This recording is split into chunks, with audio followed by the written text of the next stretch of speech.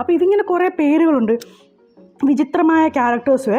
Crocodile headed aeroplane, ഒരു പ്ലെയിനാണ്, അതിന് തല ഇങ്ങനെ മുതലയുടെ ആയിരിക്കും. അത് ബൊംബാർഡിറോ ക്രൊക്കോഡിലോ എന്ത് വേണോ എന്തോ.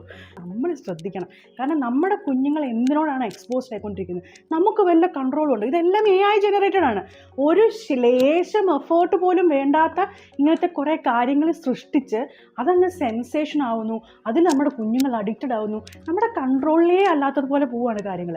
ഈ AI ജനറേറ്റഡ് ഇമേജസ് എന്ത് ഇമ്പാക്റ്റാണ് ഉണ്ടാക്കാൻ പോകുന്നതെന്ന് പോലും ചിന്തിക്കാനോ സ്റ്റഡി ചെയ്യാനുള്ള സമയം പോലും ആയിട്ടില്ല. ഇതിഞ്ഞ് വരുന്നു, സെൻസേഷൻ ആവുന്നു, പിള്ളേർ ഇത് കാണാതെ പറയുന്നു, അതെന്തോ വലിയ സംഭവമാണെന്ന് പേരൻസ് വിചാരിക്കുന്നു, അത് അവരുടെ ലോകമാണെന്ന് വിചാരിക്കുന്നു. ഞാൻ പറഞ്ഞത് ഇത് എവിടെ ഒരു ഫുൾ സ്റ്റോപ്പ് ഇടണം, എവിടെ ഒരു ബൗണ്ടറി വെക്കണമെന്ന് നമുക്ക് തിരിച്ചറിയാൻ പറ്റുന്നതിന് മുന്നേ ഇതെല്ലാം ഇങ്ങനെ നമ്മുടെ തലയിൽ കൂടെ കയറി ഇതിലെ കൂടെ കയറി ഇങ്ങനെ പോവുകയാണ്.